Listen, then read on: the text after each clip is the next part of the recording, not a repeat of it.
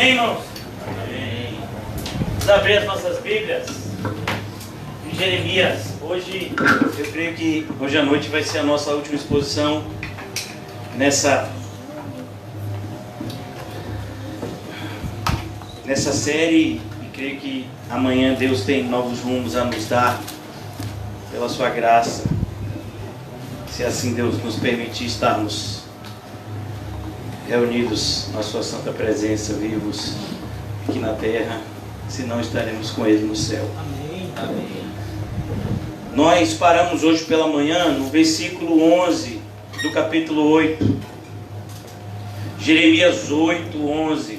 O título da nossa mensagem, como eu disse aos irmãos, tem sido desde segunda-feira: exortações severas à igreja dos nossos dias. E se nós pudéssemos resumir, se nós disséssemos apenas uma acusação, seria essa.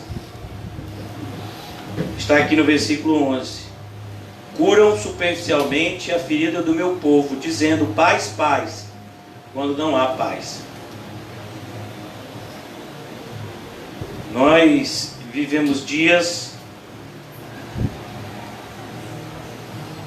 que já ocorreram no passado, no Antigo Testamento, e tem se repetido, como disse o próprio Jesus, irá se multiplicar e aumentar ainda mais, que é um período do que nós chamamos de apostasia, onde os cristãos perdem completamente seu referencial, têm a sua consciência cauterizada e começam a viver uma religião feitas por eles mesmos para agradarem a si. É o que Paulo vai dizer em em 2 Timóteo. Ele diz: olha, eles levantariam para si mestres, segundo as suas próprias concupiscências.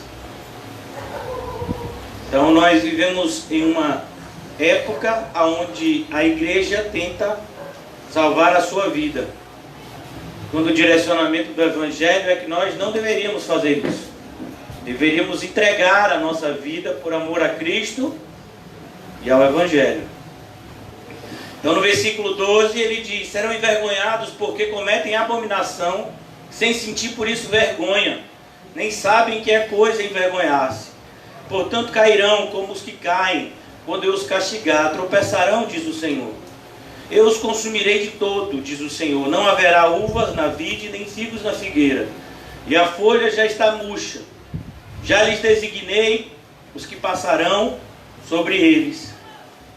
Por que estamos ainda sentados aqui? Reuni-vos e entremos na cidade fortificadas e ali pereçamos, pois o Senhor já nos decretou o perecimento e nos deu de beber água venenosa, porquanto pecamos contra o Senhor. Espera-se paz e nada há de bom, o tempo da cura e eis o terror. Desde Dan se ouve o resfogar dos seus cavalos, toda a terra treme, e a voz dos rinchos dos seus garanhões, e vêm e devoram a terra e a sua abundância, a cidade e os que habitam nela. Porque eis que envio para entre vós serpentes áspides, contra as quais não há encantamento, e vos morderão, diz o Senhor.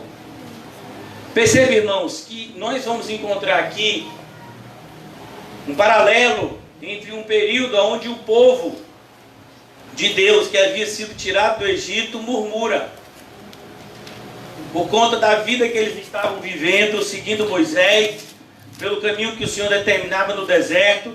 Enquanto o Senhor murmurava, enquanto os homens começaram a murmurar no arraial do Senhor, Deus enviou serpentes abrasadoras.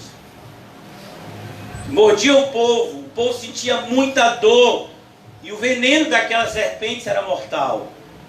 E então o povo clamou, Moisés intercede pelo povo diante de Deus, e o Senhor dá uma ordem a Moisés: Moisés, faça uma serpente de bronze, coloque num pedaço de madeira, e será que todo homem picado pela serpente que olhar para a áspide, para a serpente colocada no madeiro, será curado. E entre Moisés e o Senhor Jesus, centenas de anos passaram. E o Senhor Jesus, em uma noite, ele é procurado por um homem chamado Nicodemos. E ele usa isso. E diz: assim como a serpente de bronze foi levantado no madeiro, compete ao Filho do Homem ser levantado também. E aqui nós vamos ver, irmãos, a única cura para essa enfermidade é o arrependimento. A igreja dos nossos dias precisa de arrependimento. Precisamos, como diz Jeremias, pôr a cara no pó. Quem sabe ainda haja esperança. Não esperança de salvação, uma vez salvação terrena, ou qualquer tipo de melhora da nossa sociedade, porque nós sabemos que a sociedade só vai piorar, que a maldade vai se multiplicar. Temos visto igrejas lideradas por pastores famosos que dizem que uma igreja tem que ser relevante para a sociedade local, como se fosse o nosso papel melhorar o mundo do ponto de vista físico e social. Isso nunca foi o nosso papel. Nosso papel é mostrar para as pessoas que esse mundo não tem esperança, que a nossa esperança está no céu, guardada em Cristo Jesus. E glória a Deus por isso, porque se estivesse nesse mundo também seria destruído. Mas esse tem sido o discurso de muitos pastores, os mesmos que se escondem nesse período de pandemia, pois eles estão tentando salvar a sua vida, pois no seu íntimo eles sabem que não foram salvos. Agora, irmãos, um verdadeiro profeta de Deus está falando. Nosso amado irmão Jeremias, enquanto ele pregava essas palavras, como todo ministro do Evangelho, enquanto pregamos essas palavras duras, muitas pessoas acham e falam que eu sinto prazer em dar mensagens dolorosas. Uma pessoa outro dia me acusou dizendo que eu usava o púlpito para ofender os outros. Não, irmãos, não sinto nenhum tipo de prazer. Muito pelo contrário, é o que nós vemos aqui, o sentimento de Jeremias, versículo 18: se eu pudesse consolar-me da minha tristeza. Jeremias está extremamente triste, como um profeta de Deus, anos depois deles, chamado Spurgeon. Ele disse: olhem, é uma grande tristeza no meu coração, porque eu sei que a maioria das pessoas que eu preguei o Evangelho não vão para o céu. Eles não deram ouvidos à mensagem. Não há qualquer evidência de regeneração na vida dessas pessoas. Eu conversava com o irmão antes do culto iniciar, falando justamente que a nossa alegria não é quando uma pessoa se batiza ou quando uma pessoa começa a frequentar os cultos. Não, a nossa verdadeira alegria, pelo menos a minha enquanto pastor, é quando eu vejo nas pessoas que estão congregando, que se batizaram, frutos. Essa é a nossa alegria. Pois muitos entrarão pela porta e sairão pela mesma porta. Muitos serão batizados e logo depois do batismo, um pouco tempo depois, irão voltar para o lamaçal de que saíram. Como disse o apóstolo Pedro, tem se cumprido a palavra que diz que a porca lavada volta a revolver-se no lamaçal. E o profeta sente a dor disso. Como Jesus, quando ele olha para Jerusalém, ele chora. Só existem dois momentos em que o Evangelho descreve o choro. Jesus chorando. O momento que ele chega na casa de Marta e Maria, lá na aldeia de Betânia, vê a incredulidade daquelas pessoas, ele chora. E ele chora também quando ele olha para Jerusalém, na semana que ele seria crucificado, e diz: ó Jerusalém, se você tivesse dado ouvidos à minha mensagem. Mas vocês não ouviram. E por conta disso vocês serão completamente destruídos. Essa é a realidade, irmãos. Muitas vezes nós pregamos hoje, vemos aqui nesse bairro do Alto das Pombas, na cidade de Salvador, milhares de igrejas evangélicas. E a nossa tristeza é dizer que a maioria dessas igrejas evangélicas nunca pregaram o Evangelho. Muitos dos seus pastores não conhecem o Evangelho, não são regenerados. Uma das maiores maldições que pode acontecer é um pastor não regenerado liderando uma congregação não regenerada. Essa é a realidade de Jeremias aqui. Pessoas que acham que estão salvos, pessoas que são extremamente operosas, mas elas não estão levando ninguém para o céu, muito pelo contrário. Estão enganando as pessoas com o mesmo engano que foram enganados, e indo a passos largos para a condenação eterna. E Jeremias tem tristeza por conta disso, em ver os seus irmãos, pessoas que cresceram com ele, pessoas que talvez fizessem parte da vida dele, religiosa, professores de escola bíblica e tantas coisas,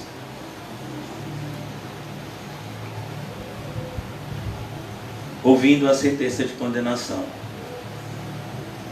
Eis a voz do clamor da filha do meu povo, versículo 19 do capítulo 8. De terra muito remota, não está o Senhor em Sião? Não está nela o seu rei?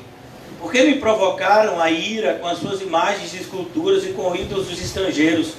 E essa é uma das frases mais aterrorizantes de toda a Bíblia. Passou a cega. A cega, irmãos, é a colheita. Passou a cega, findou o verão. Era quando se fazia a colheita. E nós não estamos salvos. Olha a sensação desesperadora.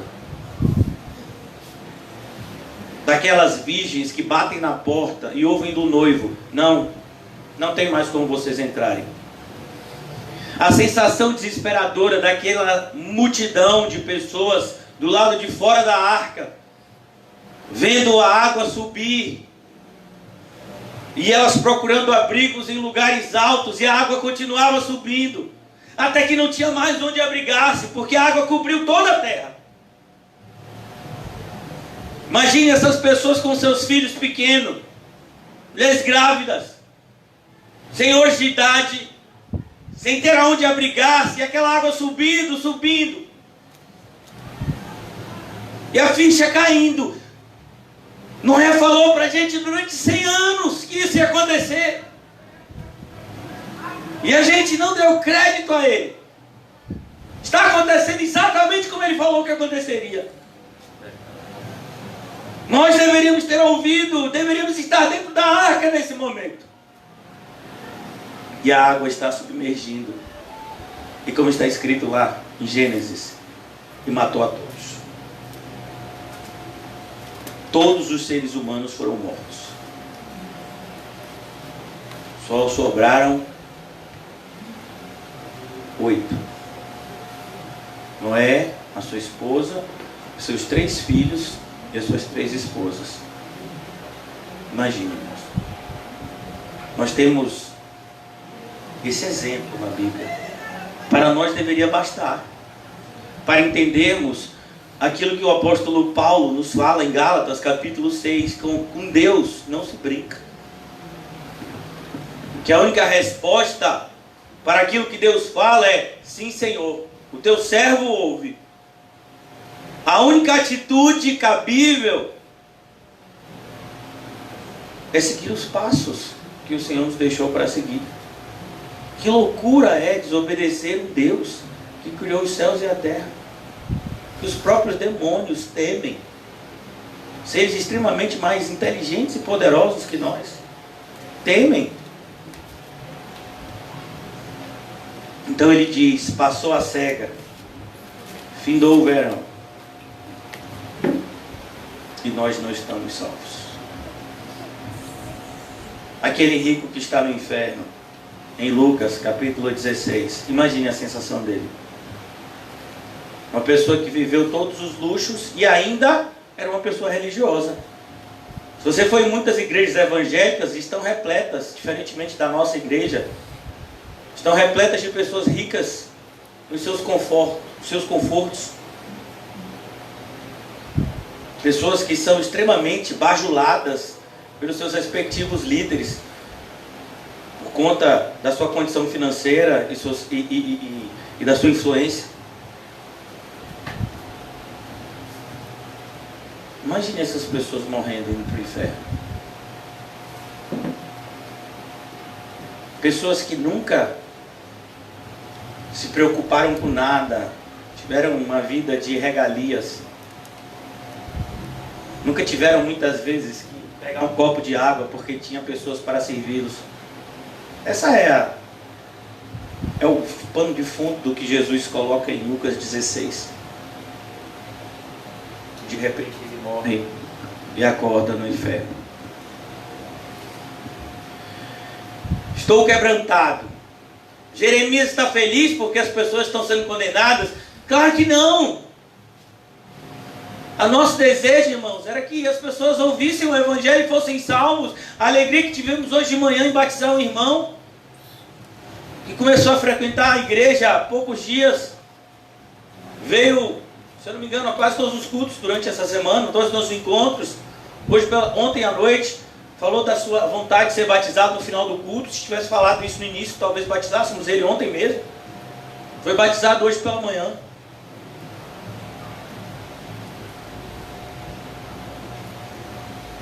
Estou quebrantado pela ferida da filha do meu povo. Que tristeza, quantas vezes eu particularmente chorei por ver pessoas que ouviam a mensagem, parecia que estavam entendendo, e de repente as pessoas tinham atitudes completamente diabólicas. Eu falei, meu Deus, a pessoa não viu. Pessoas que a gente já viu que sofreram tanto.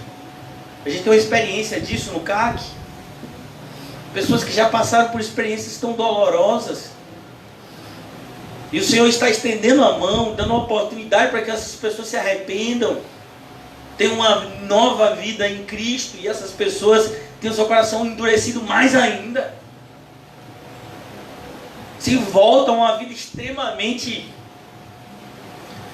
pecaminosa. Oh, meu Deus, mas não viu. Parecia que estava dando atenção. Quantas vezes, irmãos, nós tivemos essa dor, essa tristeza.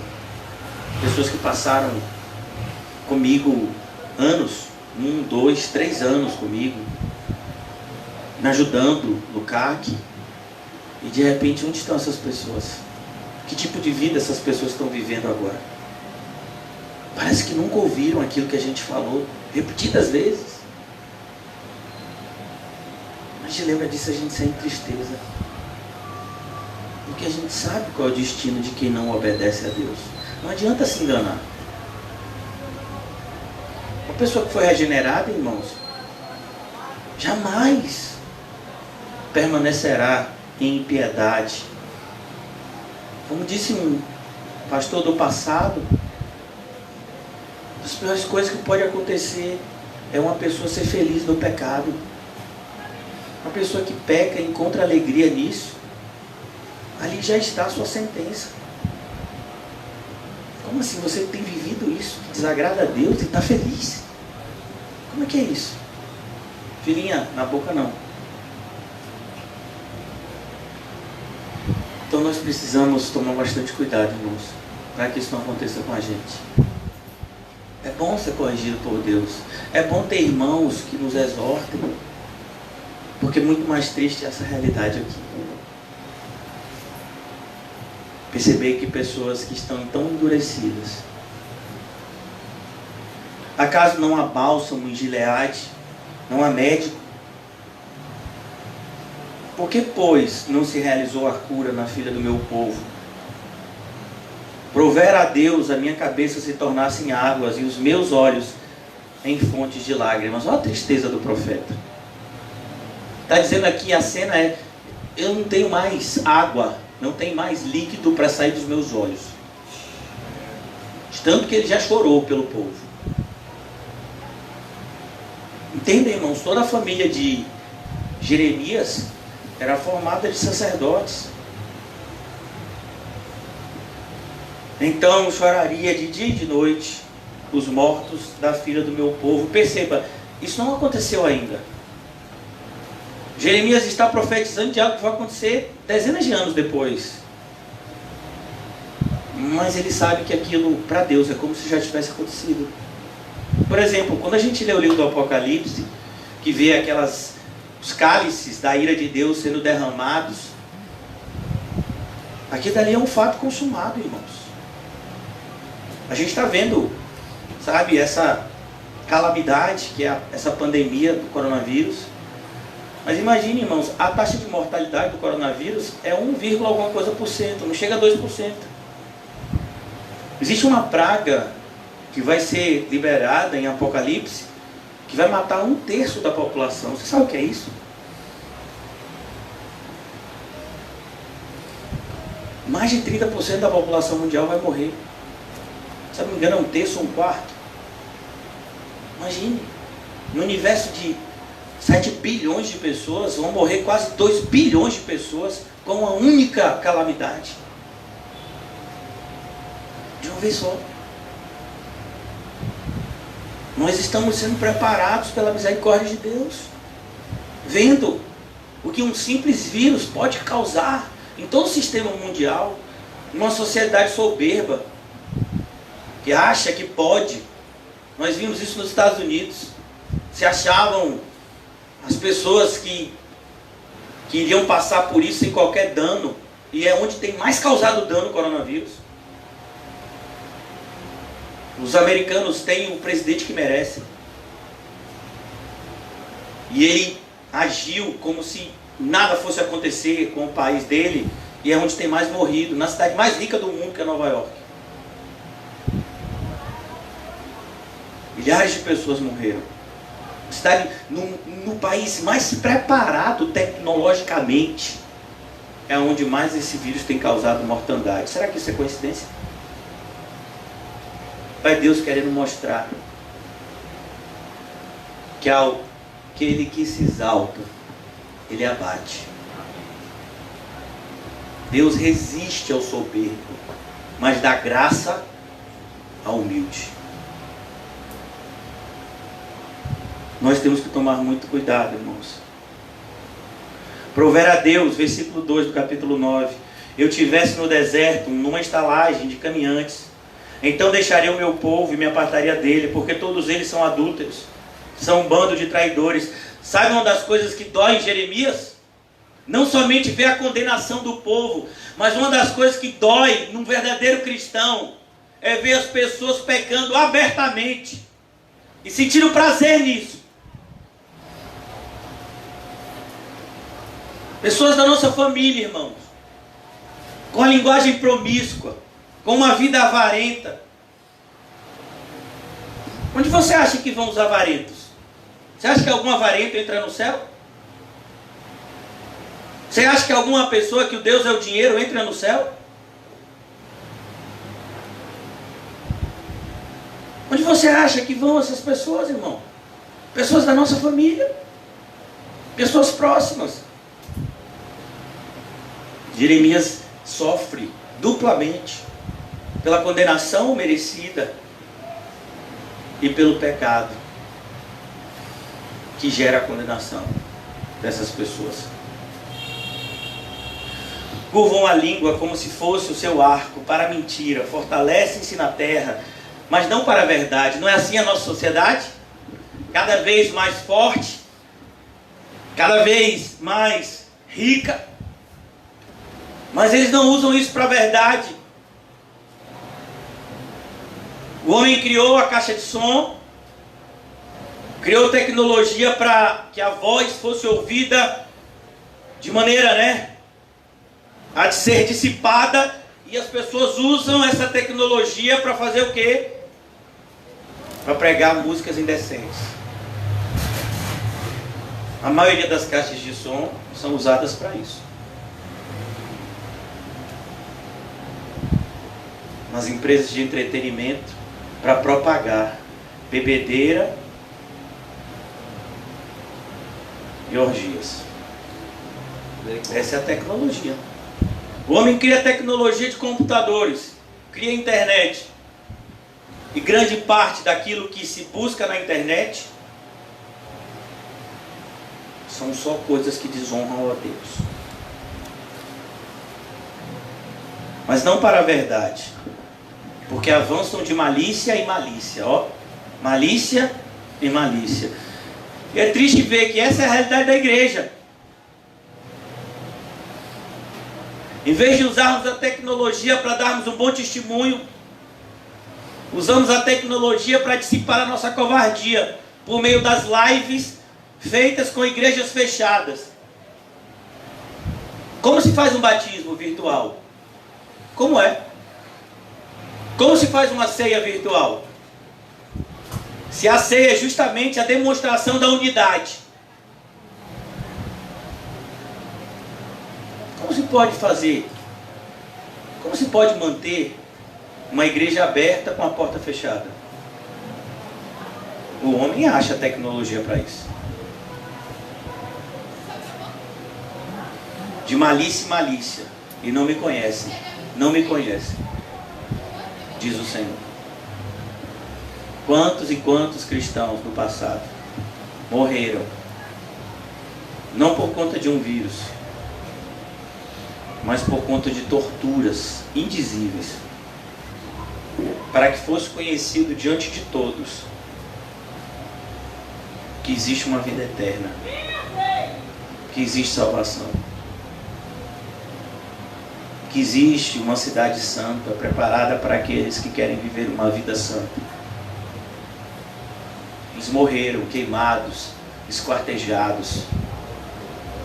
E hoje em dia vemos uma igreja se acovardando por conta de um vírus. Quando nós deveríamos estar gritando a plenos pulmões: arrependam-se, busquem a Cristo enquanto é tempo. Pois por mais que seja difícil, isso que nós estamos vendo não está nem perto de ser o pior que está determinado para a raça humana. Vivem no meio, guardai-vos cada um do seu amigo e de irmão, nenhum vos fieis. Jesus vai dizer isso, cuidado, porque o pai entregará o seu filho, o filho entregará o seu pai. Haverá pessoas que entregarão-se mutuamente, amigos desfarão a sua amizade por causa de Cristo, pois um está em luz e o outro está em trevas. Tivemos exemplos na igreja aqui, pessoas que foram amigas, mas que se apartaram um do outro por conta da vida ímpia que um dos dois escolheu viver. Guardai-vos cada um do seu amigo, e de um irmão nenhum vos fieis, porque todo irmão não faz mais do que enganar, e todo amigo anda caluniando. Só existe amizade verdadeira entre pessoas regeneradas. Por isso, um dos maiores perigos da igreja é um falso irmão. Paulo vai falar: eu passei perigo entre falsos irmãos. E ele descreve isso. Cuidado com aquele que, dizendo-se irmão, viver uma vida ímpia. Com esses, nem com mais. Anos depois de Paulo ser martirizado, o apóstolo João escreve uma carta. Eu gostaria de ir lá com os irmãos. 2 de João. É uma carta bem pequenininha. Apenas um capítulo. 2 de João. Está lá no finalzinho da Bíblia.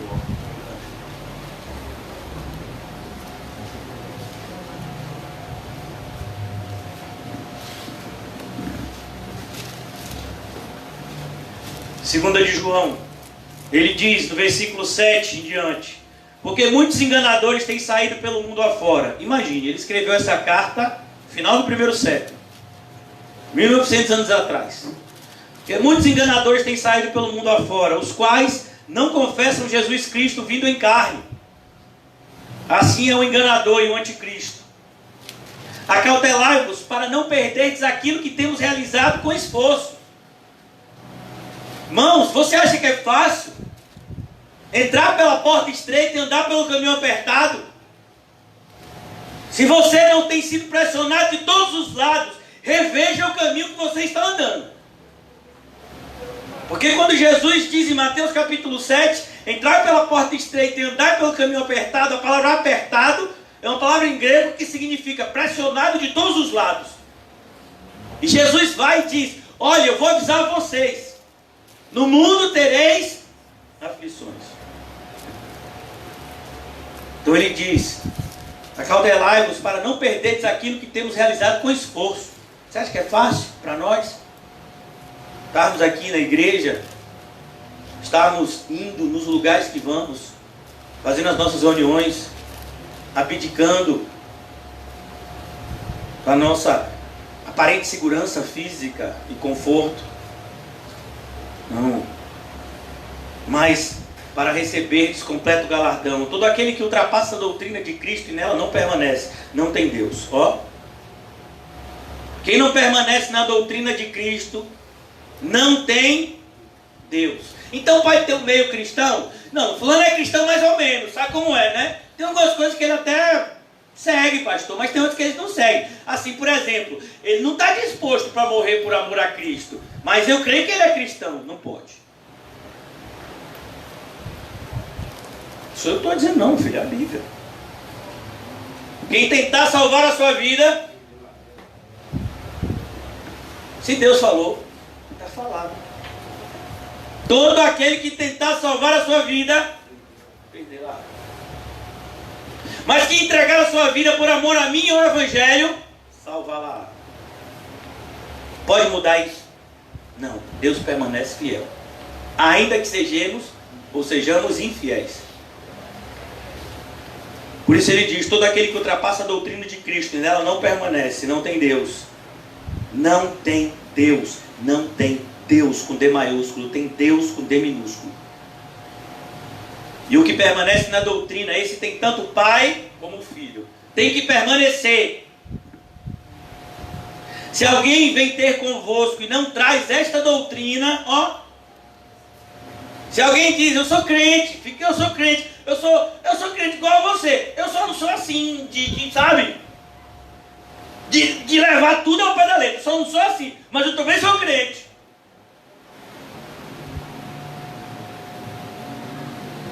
Como assim? O irmão ontem foi assaltado quando estava vindo para a igreja depois de um evangelismo, imagine. E aí chegou um crente, não foi? Depois do assalto, e disse: é por isso que eu tenho, como é?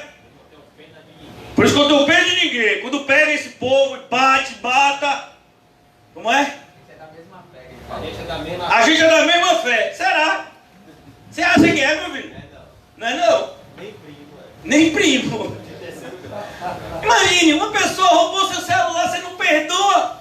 Você tem que perdoar o que ali, meu irmão Marcelo? 70 vezes 7. Deus colocou o irmão Marcelo com essa música para lembrar o que aconteceu ontem, ó. E aí? Aí chega, a gente é da mesma fé. Por isso que eu não tenho pena. Se pegar, matar, bater.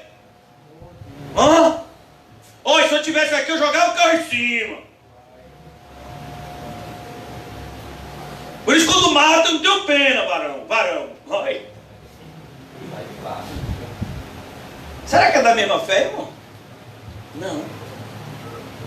João está dizendo: se alguém vem ter convosco que não traz esta doutrina, não recebeis em casa. A ideia aqui, irmãos, era muitas vezes porque as igrejas eram feitas em casa. Os cultos eram feitos em casa, as pessoas, todo mundo vinha para casa, para aquelas casas dos irmãos, né, que tinham casas maiores, e faziam suas reuniões públicas ali. Porquanto aquele que lhe dá boas-vindas faz-se cúmplice das suas más obras. Ó, você quer ser cúmplice? Eu não. Que você acha que a gente não se associa a uma série de pastores que muitas vezes desejam ser de alguma forma, né, esse tipo de união? A gente não tem unidade com quem não está na verdade. Não pode. Porque senão nós nos fazemos cúmplices das suas más obras. Sua vida já é tão difícil. E a gente vai se fazer cúmplice das más obras dos outros. É como, por exemplo, você tem um amigo que você sabe que ele usa drogas e que trafica drogas. E você pega uma carona com ele, a Blitz vai pegar, vai parar, pega você. Você não tem nada a ver com aquilo, você está pegando só a carona. Aí pega a droga. Você acha que o policial vai liberar você? Não tem nada a ver, eu nem sabia que ele estava com essa droga aí. Para cima de mim, todo mundo. Quem mandou você andar com aquela pessoa que você sabia que não devia andar? Cúmplice das suas más obras. Essa é a palavra. Cúmplice. É aquele que assiste um delito, participante de um delito, não faz nada. Como uma mãe que vê o filho ser espancado até a morte, não faz nada. Um pai que vê o filho ser envenenado pela mãe, não faz nada. Ele foi cúmplice. Mas não fui eu que coloquei o veneno, mas você viu. E não fez nada. Por isso nós não podemos nos calar. Esse é o sofrimento de Jeremias, irmãos. Jeremias está pregando não para a condenação, para a salvação do povo. O povo estava condenando a si mesmo com as suas más obras. E Jeremias estava, pela vontade de Deus, pregando para que as pessoas se arrependessem. O que Jeremias está fazendo aqui é colocar um espelho diante das pessoas. Porque as pessoas pudessem ver a sua autoimagem e ver como elas estavam afastadas de Deus. É isso que a pregação faz. Uma pregação bíblica, uma pregação evangélica, ela revela o que estava dentro de nós. E nós nos envergonhamos. A maior parte dos nossos pecados, irmãos, são cometidos aqui, ó. Por isso, Jeremias está chorando aqui. Cada um zomba do seu próximo, capítulo 9, versículo 5. Não falam a verdade, ensinam a sua língua a proferir mentiras. Imagine, na igreja nós deveríamos ensinar o quê? A verdade. Conhecereis a verdade e a verdade vos libertará. E ele diz, olha, eles estão ensinando o pessoal a falar mentiras. As coisas mais feias do mundo evangélico é o ministério infantil. Você vê minhas filhas mesmo, quando a gente não estava vigiando direito, tem esses DVDs infantis dessa Aline Barros, eu acho, o pessoal de Diante do Trono também. Irmãos, é tanta heresia que passa e as crianças vão absorvendo aquilo. Tem um desenho bíblico mesmo, Mindinho, pequeno missionário. Rapaz, é tanta heresia. Vê ensinar as crianças a verdade do evangelho. Ensinam as crianças uma série de rituais religiosos mortos, produzindo pessoas 2 vezes mais merecedoras do inferno do que eles mesmos. E muitas vezes a gente não percebe isso. Nós não nos dedicamos como deveríamos a educar as nossas crianças. E quando elas crescem, se jogam para o mundo, o pessoal ainda acha ruim. Bom, foi você que fez isso. Você entregou seus filhos montados, de mãos, beijados ao inferno, e agora está reclamando. Vivem no meio da falsidade, pela falsidade recusam conhecer-me, diz o Senhor. Recusam conhecer-me. Quantas pessoas você já chamou para a igreja? Quantas pessoas da sua família já frequentaram pelo menos um culto e depois não voltaram mais? Frequentaram alguns e depois não voltaram mais? Quantas pessoas se recusam a conhecer-me, diz o Senhor? Eles não querem conhecer a Deus. Eles querem um Deus que eles possam manipular. É isso que as igrejas evangélicas fazem. Um Deus que eu possa manipular. Por isso, eu posso servir ao Deus de Calvino, mas o Deus da Bíblia não. Por isso eu digo, eu sou calvinista. Quem eles dizem, eu não, eu quero ser cristão, em nome de Jesus. Mas um pastor que se define como calvinista, ele diz, eu posso servir o Deus de Calvino, mas o Deus que está na Bíblia eu não posso servir. Eu posso servir o Deus da Igreja Batista, mas o Deus que está na Bíblia eu não posso servir. Eu posso servir o Deus da denominação pentecostal, mas o Deus da Bíblia não dá para servir. Porque se você for pegar todas essas denominações, irmãos, nas suas próprias confissões de fé, muitas vezes elas têm coisas que negam a Bíblia. Como por exemplo, na confissão de fé da Igreja Pentecostal mais tradicional, está lá escrito que todo cristão tem que buscar o batismo com o Espírito Santo. Onde é que está isso na Bíblia? Você tem que buscar arrependimento.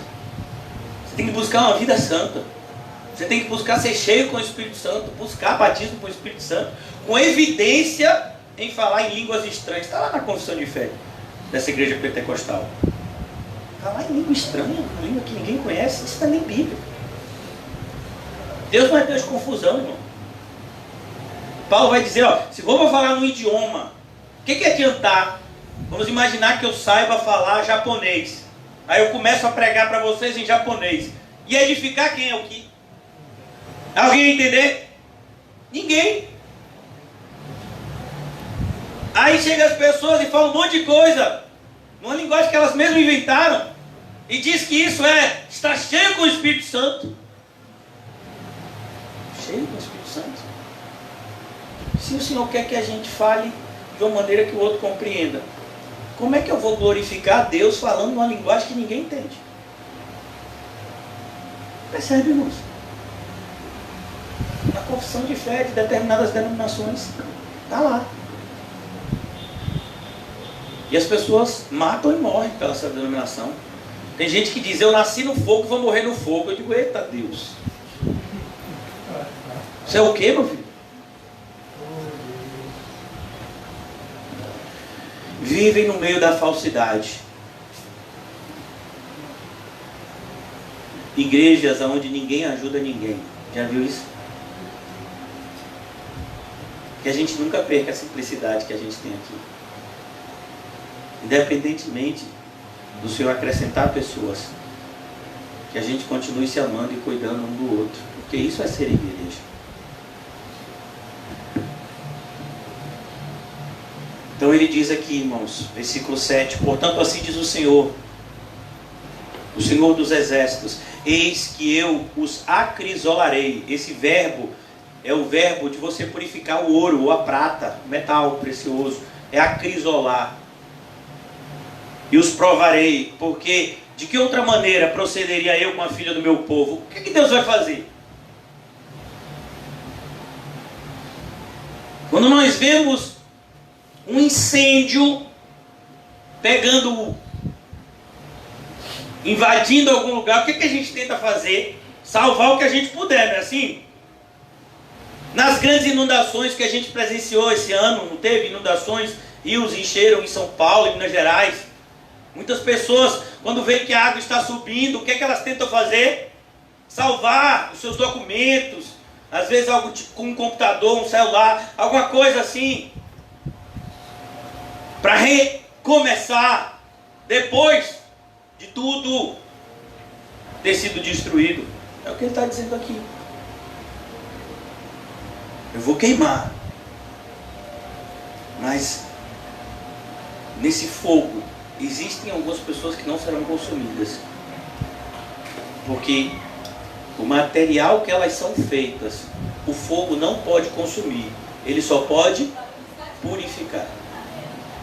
É isso que Deus tem feito com a gente nessa época de pandemia. Ele tem nos ajudado a crescermos, porque muitas vezes, ou melhor, com certeza, nós não cresceríamos senão por meio desse tipo de sofrimento.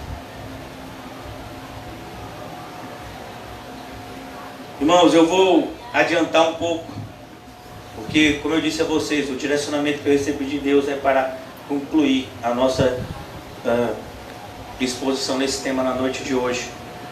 No versículo 20 do capítulo 9 diz: ouve, pois, vós mulheres. Olha que coisa, uma mensagem específica para as mulheres. Versículo 20 do capítulo 9: ouve, pois, vós mulheres, a palavra do Senhor. Como é importante que as mulheres ouçam a palavra do Senhor nos nossos dias. Pois os homens têm uma responsabilidade de liderar, mas as mulheres têm uma responsabilidade de colaborar com isso. Farei a você, Adão, uma auxiliadora, que seja igual a você, que ele seja idônea, igual a você. Para que ficasse bem evidente, tira uma costela, ó, do lado, e faz ela.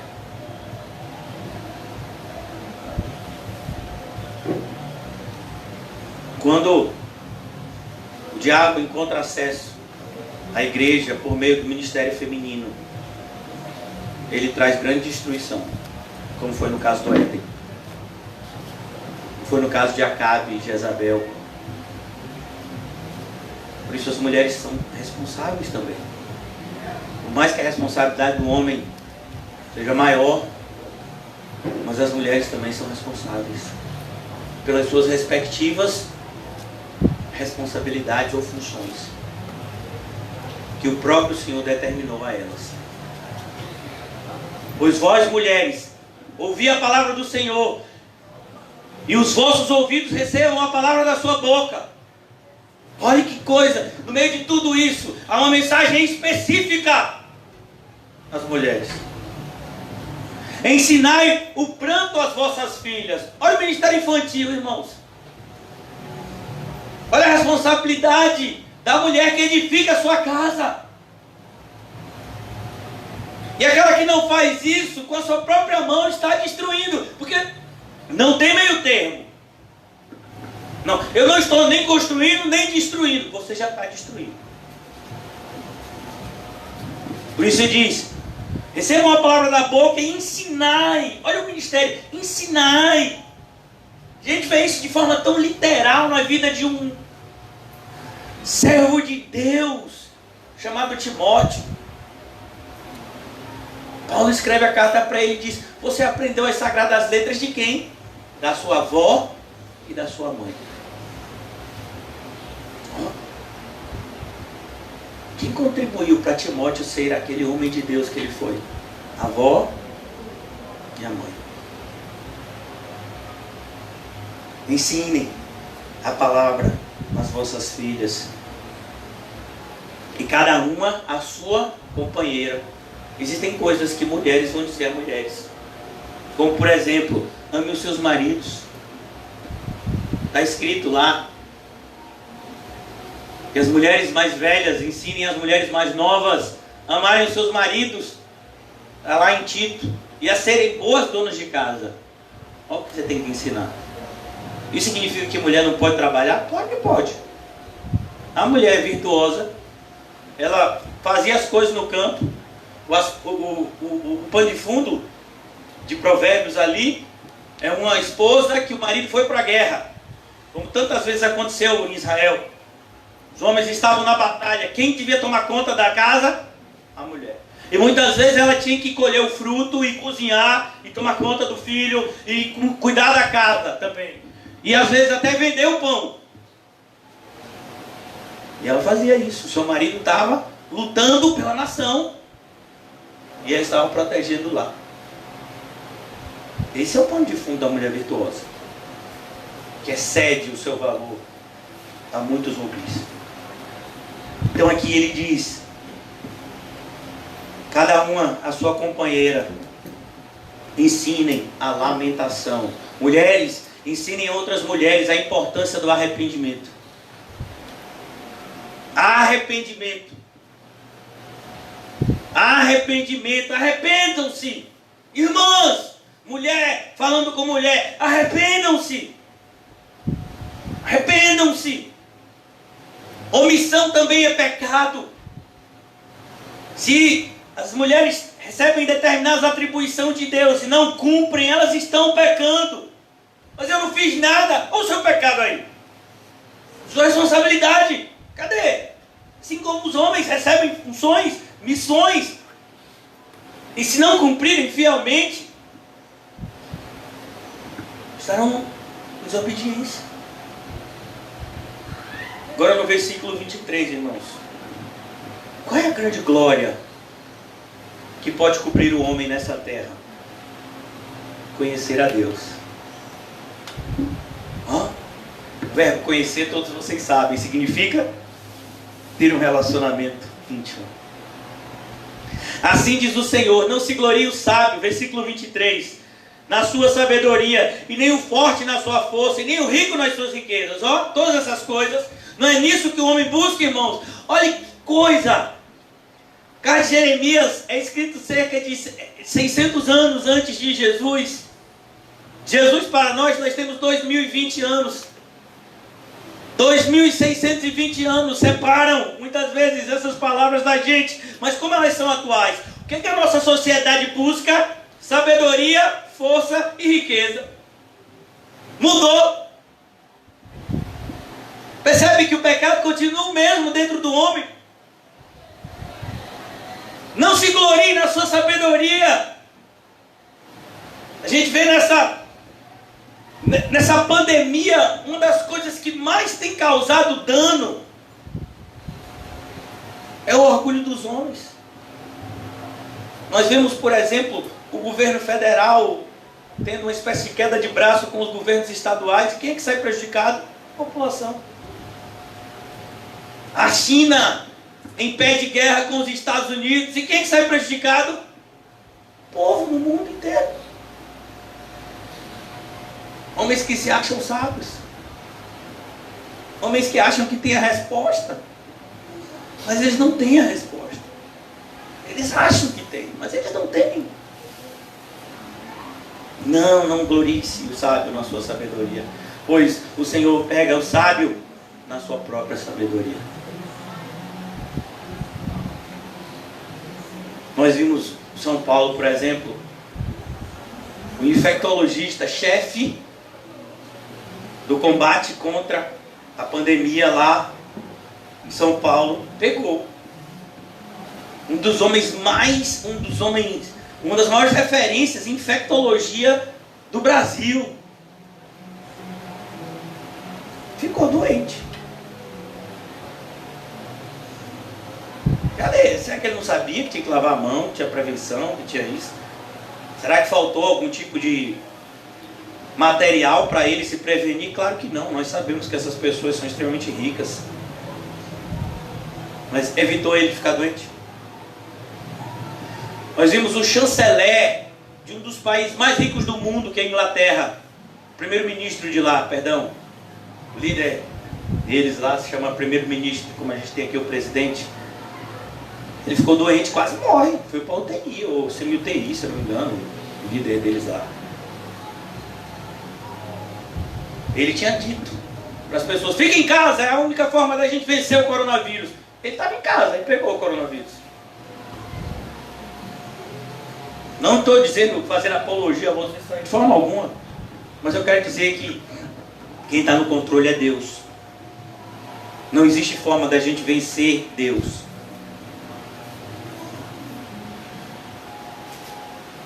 Não glorie-se o homem na sua força. Não. Eu tenho uma saúde de ferro. Teve até um nosso político, né, o presidente do nosso país. Eu sou atleta. Se acha, né? Não, vai ser uma gripezinha que vai me matar. Pois é, um monte de gente jovem e pessoas saudáveis morreram de coronavírus. Não, eu sou forte. Se eu pegar essa virose, não vai ter efeito nenhum em mim. Será, meu filho?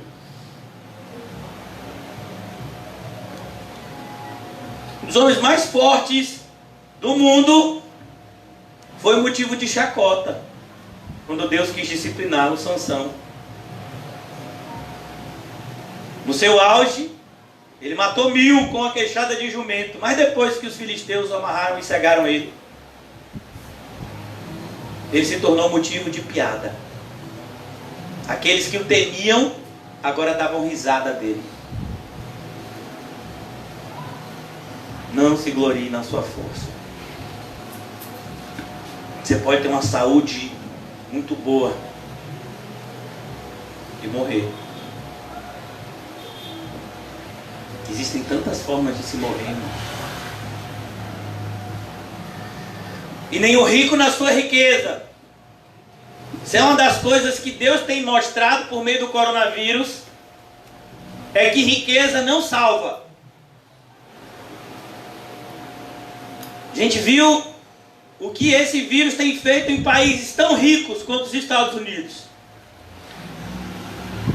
Pessoas tão prepotentes quanto os americanos. Estão vendo que a riqueza que eles adquiriram salvou eles? Não. Nova York, cidade, como eu disse a vocês, mais rica do mundo, é onde esse vírus tem causado mais mortandade. Não se glorie na sua riqueza. Não, nós somos ricos. Se chegar aqui, a gente tem um sistema de saúde que dá conta do recado. Será que dá? Estavam fazendo essa mesma propaganda aqui para o Brasil. Será que dá, irmão? A gente sabe que não. Por isso, irmãos, não se glorie. Mas o que se gloriar, glorie-se nisto. Olha que coisa. Você e eu, Oreia. Gente que não tem nem sabedoria, nem força e nem riqueza. É a gente. Mas o que se gloriar, glorie-se nisto. Em me conhecer e saber que eu sou o Senhor. Você sabe que Deus é o Senhor. Então glorie-se nisso. Vou lhe dar um exemplo. O apóstolo Paulo, prisioneiro, estava sendo levado para Roma para ser julgado diante de César. E no meio dessa viagem, ele tem uma oportunidade de apresentar a sua defesa diante das autoridades que estavam com a responsabilidade de guardá-lo até o seu julgamento. E aí, essas autoridades, uma dessas autoridades recebe uma visita de um homem ilustre, que era um rei Agripa. E diz: ó, o rei Agripa também entende do judaísmo. Paulo, fala aí para o rei Agripa aí. O que é que você está sendo acusado? Conta aí para ele. Paulo então apresenta a sua defesa. Está em Atos. Paulo, quase me persuades a me tornar um cristão. Paulo disse: olha, se por muito ou por pouco, não é só o senhor não, rei Agripa, mas todo mundo aqui quisera vocês fossem como eu. Será que Paulo estava sendo soberbo? Não. Paulo estava sendo realista. Quem tem Cristo tem tudo. Quem não tem Cristo não tem nada. Porque tudo aquilo que o homem se firma é passageiro. Casa, carro, dinheiro, casamento, tudo isso é passageiro, irmão. Mas Cristo e o seu relacionamento com Ele permanecerá para sempre. Só vai melhorar quando a gente chegar no céu, porque já as primeiras coisas se passaram. Então aqui ele diz de maneira muito clara que o homem não se glorie nessas futilidades temporais, mas glorie-se nisso, em conhecer, em se relacionar com Deus. Não é um conhecimento teórico, é um conhecimento experimentativo, se é que existe essa palavra, senão eu acabei de inventar. É como um cozinheiro que faz aquela refeição e ele prova e diz: rapaz, está no ponto ideal. Por que ele sabe que está no ponto? Porque ele experimentou. Por que você sabe que Deus é o Senhor? Porque você experimentou isso. Paulo fala sobre isso em 2 Coríntios 13. Vocês já experimentaram que Deus é bom? Vamos lá rapidamente. 2 Coríntios 13. Já vou concluir, irmãos. 2 Coríntios capítulo 13. Finalzinho da epístola.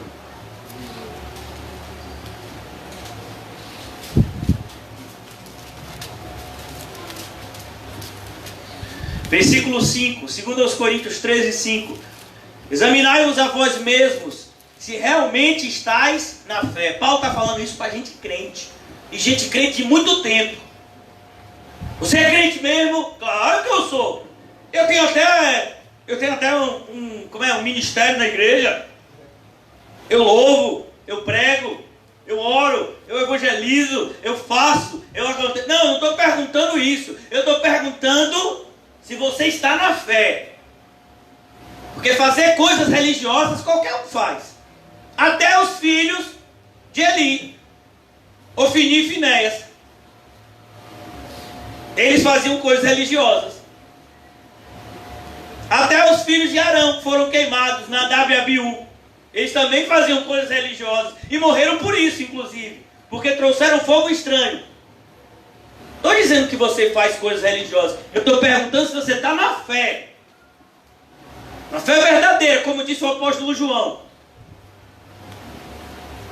Provai-vos a vós mesmos. A ideia de provar aqui é isso que eu falei para vocês. Experimente. Essa palavra no grego dá a ideia de você colocar um pouco na boca e experimentar o sabor de algo. Prove o seu cristianismo. Se você for provar o seu cristianismo hoje, qual o sabor dele? É o mundo ou é Cristo? É como, por exemplo, quando você bota algo na boca. Existem dois tipos de sabores que são antagônicos. O salgado e o doce. Nós somos o sal da terra. Então se você está vendo alguma coisa docinha aí, meu filho, cuidado. Nós não somos o chocolate do mundo. Nós não somos o docinho do mundo. Nós deveríamos ser o sal da terra. Prove o seu cristianismo. E aí ele diz aqui: ou não reconheceis que Jesus Cristo está em vós? Será que vocês não lembram disso? Que Cristo deveria estar morando aí dentro de você, dentro de mim? Será que Cristo teria moradia em uma pessoa que vive em pecado? E se comprais nisso, fica alegre com isso? É isso que Paulo está questionando a esses irmãos. Se não é que já estáis, se não é que já estáis reprovados. Ele diz, talvez vocês já estejam reprovados e nem perceberam. Aquele aluno que vai brincando o ano inteiro e diz, não, mas na última unidade eu consigo recuperar. Não, meu filho, você não consegue. É como na minha época, você tinha que somar, 24 pontos, somando as 4 unidades, a média era 6. Então eram 4 unidades, você tinha que tirar, para passar 6, 6, 6. Vamos imaginar que você tirou 2, 2, 2. Quantos pontos você tem? 6. 6 para 24, faltam quanto? 18. Dá para tirar 18 em unidade só? Não, o máximo é 10. E agora? Você vai fazer a 4ª unidade, você já está o quê? Reprovado. A unidade mal começou. Você já está o quê? Reprovado. Você pode tirar 10 em todas as 12, você pode tirar 10 até naquela unidade, mas já está o quê? Reprovado. Você nem se ateve a isso, não foi?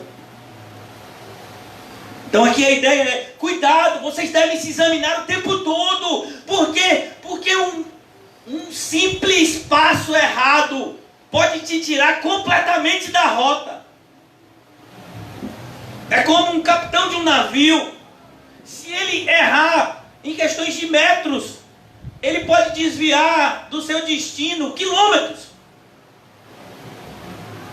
Ele tinha que corrigir a rota a apenas 2 metros no leme. Aí ele não corrigiu. Qual a reta que ele deveria ir era essa. E ele desviou um pouquinho. Essa reta vai para ali. E esse pouquinho vai para onde? Vai chegar no mesmo lugar? Mas foi só um pouquinho que ele desviou. Mas não vai chegar. Paulo disse, você tem que se examinar assim. Para estar corrigindo a rota. Quantas vezes por dia vamos precisar corrigir a rota? Eu estou com raiva. Não vou perdoar. Não, eu preciso perdoar. Eu quero guardar bastante dinheiro. Não, eu não posso fazer isso. Quantas vezes precisamos corrigir a nossa rota? Aí ele diz aqui, ó, mas espero reconheçais que não somos reprovados. Ó, como é que a gente reconhece isso? Quando nós examinamos a nós mesmos. E como disse em 1 de Coríntios, quando nós mesmos nos julgamos à luz da palavra de Deus e corrigimos a nossa rota, para que não precisemos ser julgados e disciplinados pelo Senhor. Então eu quero concluir, como eu disse a vocês,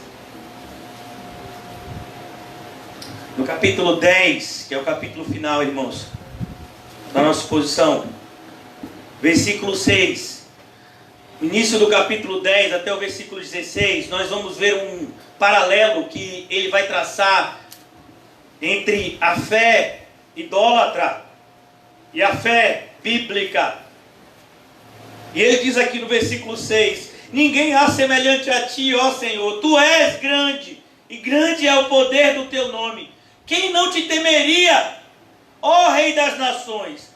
Pois isto é a ti devido, porquanto entre todos os sábios das nações, em todo o reino, ninguém é semelhante a ti. Quem pode ser como Deus, irmãos? Ninguém. É por isso que quando Deus foi expulsar um anjo que se rebelou lá no céu, Deus mesmo não se deu ao trabalho de expulsá-lo, mas enviou um arcanjo. Sabe como era o nome desse arcanjo? Miguel. Sabe o que quer dizer Miguel? Ninguém é como Deus. E aí aquele que queria ser como Deus é expulso por um anjo que diz a ele com seu nome: ninguém é como Deus. Quem foi que expulsou os rebeldes do céu? Ninguém é como Deus. Miguel. Aleluia. Versículo 8. Mas eles todos se tornaram estúpidos e loucos. Olhe, é loucura não obedecer a Deus, irmãos. É loucura tentar salvar a nossa vida. É loucura tentar. É como, por exemplo, irmãos, será que a gente consegue pegar toda a água do oceano e colocar em um copinho? A gente consegue? Não. A gente não consegue. É loucura, irmãos, tentar vencer Deus. Por isso que a atitude mais sábia é se render ao Evangelho. Mas eles todos se tornaram estúpidos e loucos. Seu ensino é vão.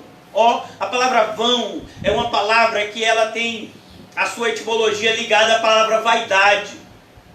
E no seu significado original significa névoa ou algo passageiro. Por isso que Salomão vai dizer, depois de ter experimentado todos os prazeres do mundo, ele diz: tudo é vaidade. Se tornar rico é vaidade. Fazer obras de caridade sem Cristo é vaidade. Aí Paulo, usando essa expressão de Salomão, cheio do Espírito Santo, escreve 1 de Coríntios e diz: mas no Senhor, o nosso trabalho não é vaidade. A tradução está dito, né? Nosso esforço no Senhor não será em vão. Porque a palavra vão e vaidade são palavras idênticas no seu significado. Dá a ideia de algo passageiro, de algo sem significado, sem essência. Então ele está dizendo aqui para nós: cuidado com o ensino que não tem, que não transforma. É o que Paulo vai dizer do perigo da aparência de piedade sem poder. Pessoas que têm a aparência de crente, mas não são crentes de verdade. Eles têm a aparência de crente. Eles falam crentez. Eles são capazes de citar pastores do passado que escreveram doutrinas bíblicas, mas eles não vivem biblicamente. Eu fico me perguntando, irmãos, o que acontece com determinadas pessoas que, por exemplo, estudam, escrevem, reproduzem pregações de pessoas como Spurgeon, Jonathan Edwards e tantos outros pastores do passado, e vivem vidas completamente mundanas. Se você olhar a biografia de Spurgeon, meu filho, Spurgeon não perdia tempo.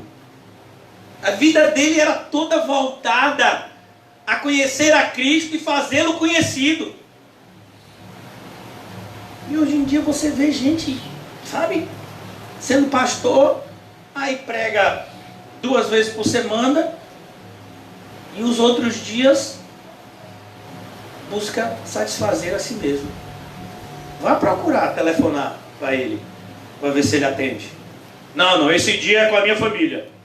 Não, esse dia é o dia do jogo de futebol. Não, esse dia é de ir para o shopping center e assistir cinema. Mas onde não está escrito na Bíblia que a gente tinha que remir os tempos? Que a gente tinha que apressar a volta do Senhor?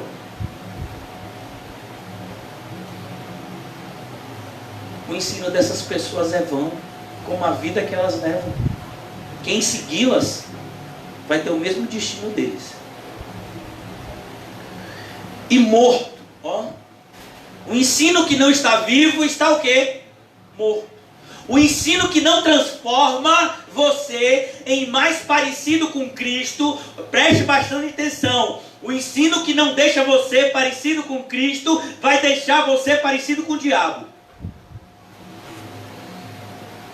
Ou a sã doutrina deixa você parecido com Cristo, ou a doutrina diabólica vai deixar você parecida com o diabo. Quando nós lemos em 1 de Timóteo, porque nos últimos tempos muitos apostatariam da fé, dando ouvido a espíritos enganadores e seguindo a doutrinas de demônios. O ensino que não é bíblico é diabólico. Por isso ele diz, e morto como um pedaço de madeira. É isso que são a maioria das igrejas evangélicas. A religiosidade delas é morta. E a gente vê isso agora. E agora conclui, irmãos, no versículo 23 do capítulo 10. Jeremias está aqui na conclusão da sua mensagem diante do templo. E ele diz, eu sei, ó Senhor, que não cabe ao homem determinar o seu caminho. Capítulo 10, versículo 23 de Jeremias. Eu sei, ó Senhor, que não cabe ao homem determinar o seu caminho, e nem ao que caminha dirigir os seus passos.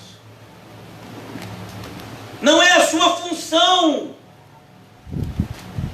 A sua função é renunciar a tudo, tomar a sua cruz e seguir a Jesus. Ele já determinou o caminho. Por isso ele diz, siga-me. Não é você que vai fazer o seu próprio caminho, porque um caminho feito por você, por mais que pareça bom, é um caminho de morte, como dizem Provérbios. O único caminho realmente seguro é o caminho de Cristo. Venham após mim. É por esse caminho que vocês serão salvos. E somente por Ele. Exclusivamente por Ele. Eu sou o caminho, a verdade e a vida. E ninguém vem ao Pai, senão através de mim. Eu sou a porta. Só eu sou a porta, diz Cristo. Quem entrar por mim estará seguro. Por isso temos que tomar todo cuidado. Não siga o seu caminho. Não siga o seu coração. Não siga homens. Siga Cristo. Existem homens que estão seguindo a Cristo. E com esses convém que caminhemos. Mas nós não estamos seguindo a homens, mas seguindo a Cristo e aqueles que seguem a Ele. E o Cristo verdadeiro, irmãos, é o que carregou a sua cruz.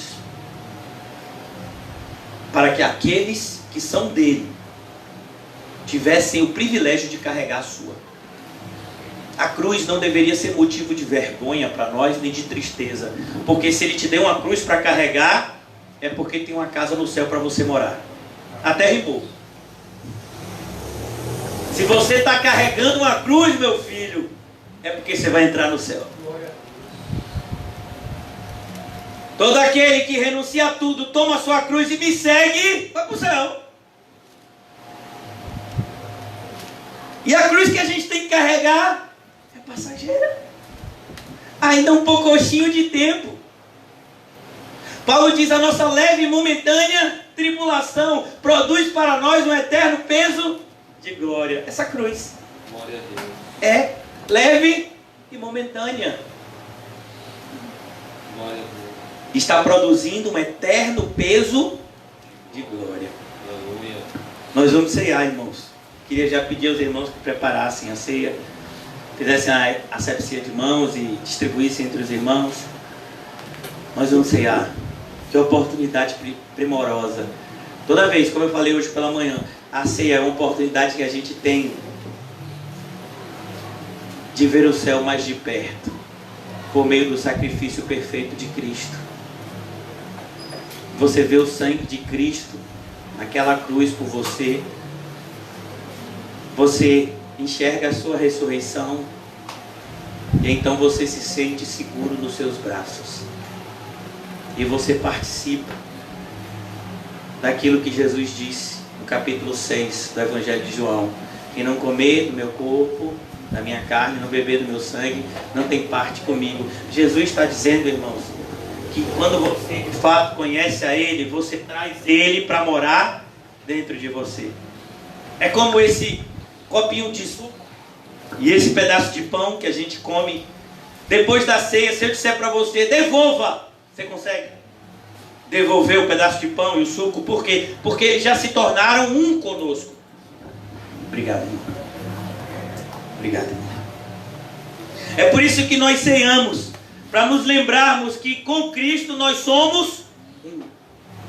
Um com Cristo e um conosco. Cristo em nós, a esperança da glória.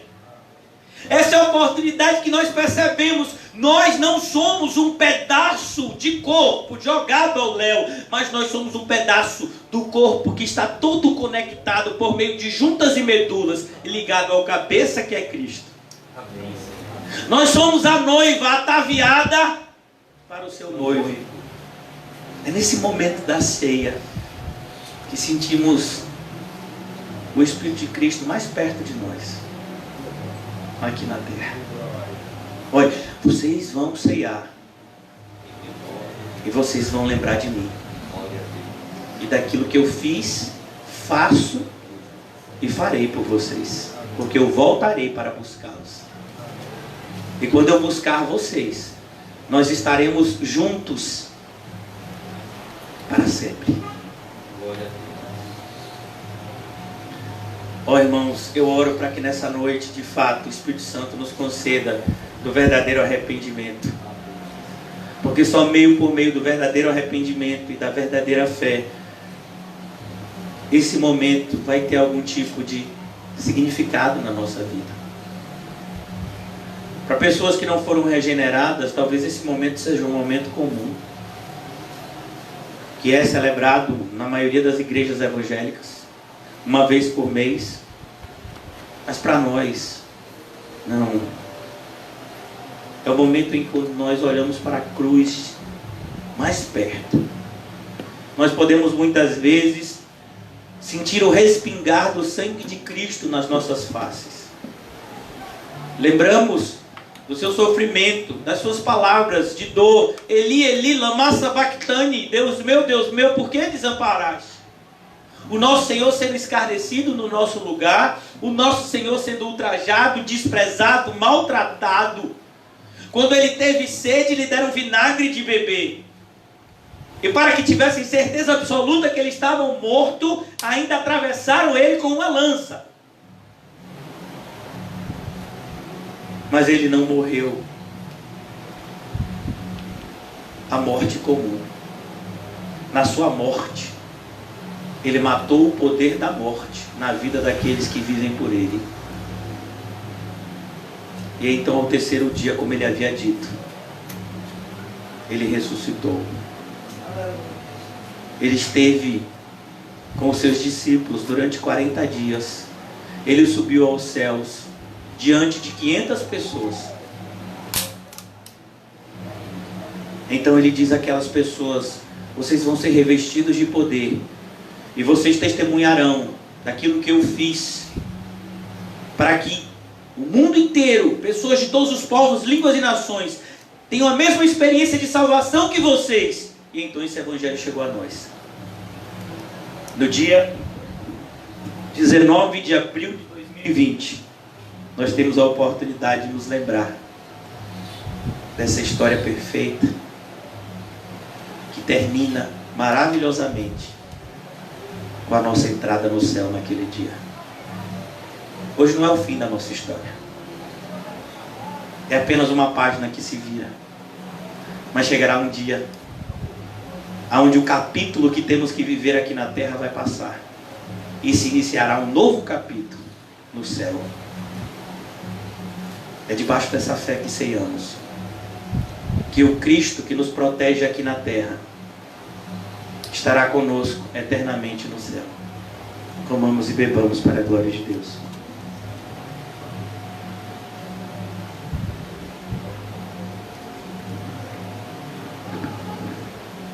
Obrigado, Senhor, por esse momento, por essa oportunidade, Senhor, de, como ouvimos na Tua Palavra, nos gloriarmos em Te conhecer e saber que o Senhor é Deus. Ó Senhor Jesus, que essa palavra cada vez mais ressoe nos nossos corações e nos mantenha firmes nas tempestades que irão vir. O Senhor nos garantiu que se estivéssemos fundados na rocha, se estivéssemos ouvindo e praticando a Tua palavra, os ventos soprariam, as tempestades viriam, mas a nossa casa ficaria inabalável. Que seja assim nas nossas vidas, Senhor. Eu oro nessa noite por Dylan, o filho dos nossos irmãos Lani e César. Desde pequeno, Senhor, tem sido acometido de várias enfermidades e que essa semana precisou ser internado. Eu oro, meu Deus, para que o Senhor tenha misericórdia dessa família e que debaixo desse sofrimento eles possam ver a Tua mão consoladora e confortadora. Por meio dessa experiência, Senhor, tão dolorosa, eles possam enxergar o Teu amor e a Tua providência, trazendo eles para mais perto de Ti. Pois o sofrimento, segundo Deus, opera arrependimento para a salvação. Oramos assim na vida deles e na nossa, Senhor. Abençoa, meu Deus, a vida da irmã Osana, que em meio a toda essa pandemia tem feito um tratamento contra o câncer lá na Itália. Que o Senhor abençoe a vida dela e que o Senhor, segundo a Tua divina providência, Senhor, traga regeneração e salvação para o marido dela e que eles possam caminhar juntos no caminho santo. Abençoa, Deus, a vida dela, dando um ministério a ela na Itália, que ela possa dividir a fé delas com outras mulheres, com crianças, e que pessoas sejam salvas naquele lugar, da mesma forma que o Senhor tem salvado pessoas aqui, Senhor. Abençoa a irmã Gisele, a pequena Helena, o ministério que o Senhor tem entregue na mão dela, Senhor, de fazer a edição dos vídeos e postar.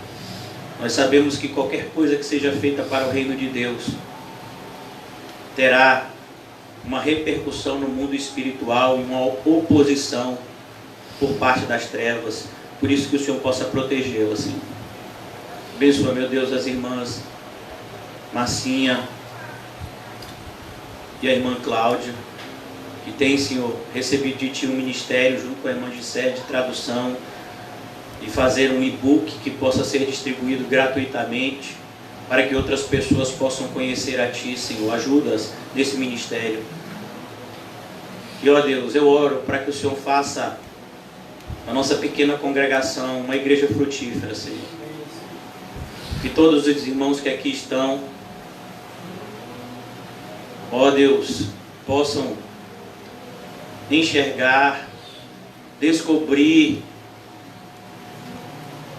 ter avivado os seus talentos, Senhor, e usá-los para a Tua glória. Que, como vimos, a Tua glória é ser conhecido e fazer-se conhecido por meio do Teu Evangelho, Senhor. Nos ajuda a sermos participantes. Abençoa, meu Deus, todos os irmãos que de maneira ativa têm ajudado na manutenção da Tua casa, e na propagação do Teu Evangelho. O Senhor sabe todos os que são, Senhor. Que o Senhor possa ajudá-los a serem cada vez mais frutíferos em toda boa obra. Nos ajuda, Deus, a iniciarmos essa semana com a nossa consciência cada vez mais cheia do Teu Espírito Santo e voltada para as coisas que são do alto. Que possamos entender de maneira cada vez mais que Deus existe e que é galardoador de todos aqueles que o buscam. E que tenhamos, como disse o nosso amado irmão Jó, a mesma convicção que ele diz depois de ter passado por todo aquele sofrimento. Eu conheci a Deus de ouvir falar, agora porém os meus olhos o contemplam.